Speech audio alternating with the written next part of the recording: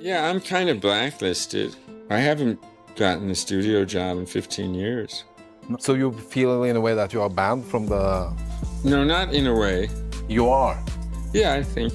Yeah. Val Kilmer didn't just disappear from Hollywood. He was erased. One moment, he was Batman. The next, he was a ghost. No big headlines, no scandals, just gone.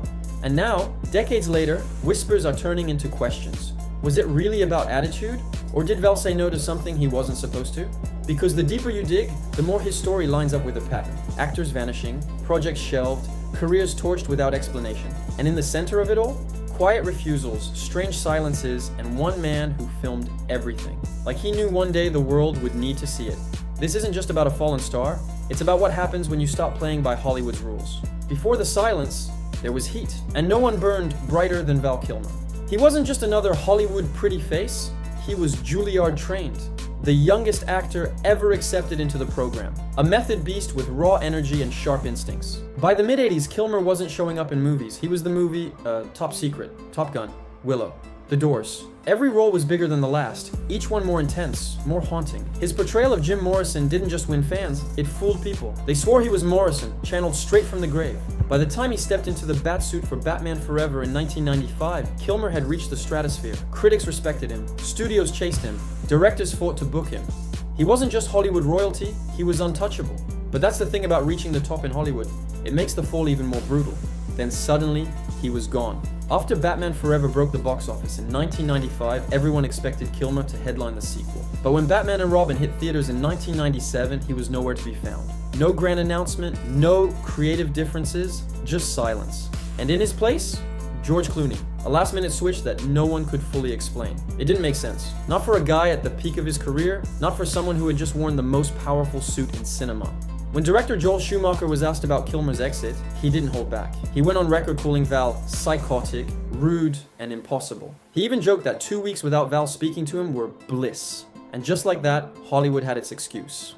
Case closed. But here's the thing, difficult actors are everywhere in this industry. Hollywood thrives on egos, temper tantrums, divas. Half of the most iconic performances came from stars who cursed out crews, flipped tables, or straight up refused to follow direction. And yet, they kept working. Winning awards, booking sequels, so why was Val the exception? Why did a single director's complaint in an industry that forgives far worse become a death sentence? Unless it wasn't about being difficult, unless something else was going on behind the curtain. Because Kilmer wasn't just replaced, he was blacklisted, quietly, systematically. And when he finally broke his silence years later, he didn't sound angry. He sounded defeated. Years later, Val finally said it out loud. In an unfiltered interview, his voice cracked as he admitted the truth. I'm kind of blacklisted. I haven't gotten a studio job in 15 years. Not maybe, not partially. Just blacklisted. Period. He didn't blame directors, he didn't name names, he just stared straight into the camera and said what no actor with his resume ever wants to admit, that he was shut out. And then came the part that really hit. It wasn't because I was hard to work with. It was because I didn't play by the rules. What rules? The ones no one explains. The ones that aren't in your contract but decide your future. The ones that demand silence, submission, and knowing when to shut your mouth. Val confessed he had been too vocal, too idealistic, too focused on the art when Hollywood wanted obedience. He called himself a dumb actor, not because he lacked talent, but because he didn't understand the business beneath the spotlight. He thought his job was to act, but Hollywood expected more. Or maybe, less. Just say your lines, take your check, don't ask questions. And when he did, the phone stopped ringing, the scripts stopped coming, and the doors closed, quietly. Val tried to own it. He blamed his ego, his youth, his stubbornness. But listen closely and you'll hear something else. Regret for trusting the system. And fear because deep down he knew. This wasn't just about his behavior, this was about his refusal to be silent. Val Kilmer's fall wasn't an isolated event. Between 1998 and 1999, something strange happened. Careers didn't just slow down, they stopped. Hard. Mel Gibson, once a box office god, suddenly couldn't land a studio job unless he paid for it himself. Wesley Snipes, the face of Blade, the king of late 90s action, gets sent to prison over taxes that his accountant allegedly mishandled. Brendan Fraser fades into obscurity after accusing a powerful figure of abuse. 3 top-tier stars, all going dark within months. And Val Kilmer, silent. Off the radar, no scandal, no statement, just erased. Some fans brushed it off as coincidence. Hollywood is chaotic. Careers rise and fall, right? but others weren't buying it. Because if you look closely, these vanishing acts all happen around the same time Eyes Wide Shut hits theaters. Stanley Kubrick's final film, a surreal dive into secret societies, masked elites, and unsettling rituals behind velvet curtains. The movie felt like a warning, a confession wrapped in fiction. In Kubrick, he dies before the final cut is approved. 25 minutes of footage mysteriously deleted, never recovered. What was in those lost scenes? And more importantly, why did Val Kilmer, Batman himself, go dark just as whispers about secret Hollywood circles started to grow louder? Then there's the mask. Literally, think about it. Kilmer's Batman wasn't a hero. He was distant, hollow, haunted, a man hiding behind armor, surrounded by shadows. Maybe it wasn't just a role. Maybe it was a metaphor. Because the more Val saw behind the curtain, the more he seemed to disappear. And he wasn't the only one. While Val Kilmer vanished, Mel Gibson started talking. And what he said, it shook everything. In interviews, Mel began describing Hollywood like some haunted western town, a place where the moment you walk in, everything goes quiet. People stare, conversations stop, and you're told, don't go into the house on the hill.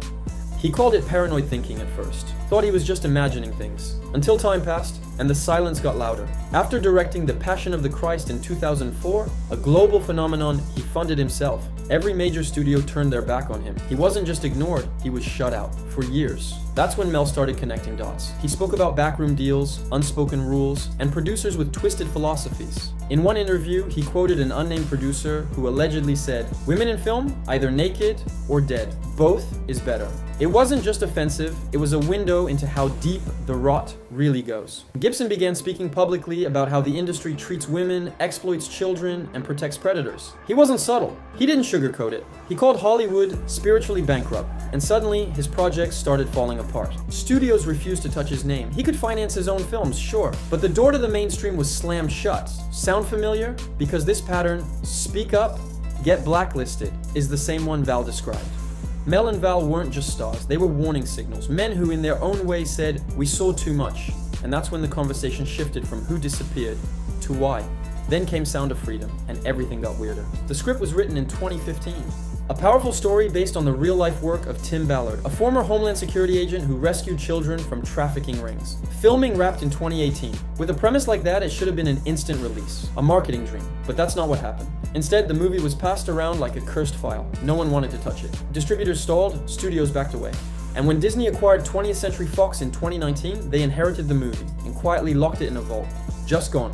No press release, no update, no explanation. A film about rescuing children, buried. That's when people started to side-eye the whole situation. Why would Disney, the family-friendly powerhouse, suppress a story about saving kids? That's when Mel Gibson stepped back into the spotlight. He publicly supported the film, loudly, repeatedly.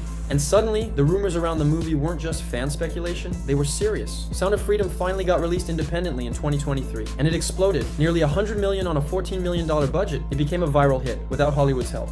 But the media, they didn't celebrate. They attacked CNN, Rolling Stone, The Guardian. They labeled it conspiracy bait, mocked it, dismissed it. No real critiques, just a wave of shade and warnings. It wasn't just about the movie anymore. It was about what it represented. Because when certain stories get silenced, it makes you wonder, what are they so afraid of? And if Mel was blacklisted for supporting it, just like Val may have been blacklisted for refusing to play along, then maybe it's not just about the films. It's about the message. In 2022, Val Kilmer returned. Sort of. He showed up for one final scene as Iceman in Top Gun. Maverick, the role that made him a legend. Fans cried, critics praised. It was framed as a comeback, a tribute, a resurrection. But if you watch closely, it doesn't feel like a return. It feels like a goodbye. Kilmer didn't speak much in the film. His voice had been lost to throat cancer. The few lines he delivered were created using AI and spliced audio from decades of footage. It wasn't really him. It was a ghost built out of old memories and digital fragments. He wanted to do that scene so badly, they made it happen, no matter the cost. But behind the camera, he was breaking down. Each shoot day drained him. Each appearance felt like a farewell, and then he went quiet again. No press tour, no red carpets, no follow-up roles. Fans assumed he was resting, healing, enjoying his time with family, but those close to him started noticing something else. He wasn't responding to texts, calls went unanswered. Even family members couldn't reach him. And nobody wanted to say the obvious, that Val Kilmer, the man who once lit up screens and stages, was slowly fading away. Not just from Hollywood, but from the world. Because sometimes people disappear before they're truly gone. And Val? He had spent years documenting his life, filming everything, Childhood clips, behind the scenes footage, private moments, as if he knew one day no one would believe what happened without proof. He didn't just act in stories, he archived his own. On April 1st, Val Kilmer died. At first, many thought it was a prank, an internet hoax, but it wasn't. And when the official report came out, something didn't sit right. The cause? Pneumonia.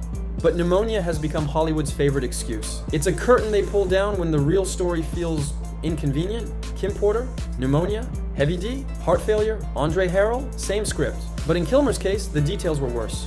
The coroner's report revealed untreated infections, muscle wasting, and severe malnutrition, surgical wounds that had never healed, a physical state closer to someone in long-term neglect or deliberate withdrawal, someone fading from the inside out. They found high levels of painkillers in his system, not enough to cause an overdose, but enough to prove he was living in constant agony, not just physical, emotional too, and yet he never asked for help.